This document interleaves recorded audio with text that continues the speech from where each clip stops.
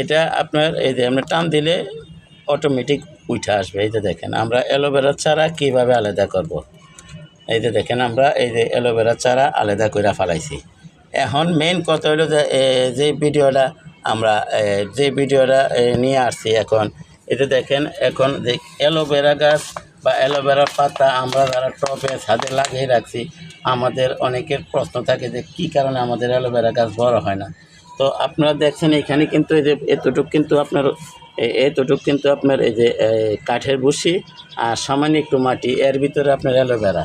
তো আমরা যদি এতটুকু একটা বোতল থেকে যদি এতগুলো অ্যালোভেরা কালেক্ট করতে পারি তা আলহামদুলিল্লাহ, সমস্যা কি? আমরা এরকম ছোট ছোট বোতলে এরকম কেটে রোপণ করে দিই।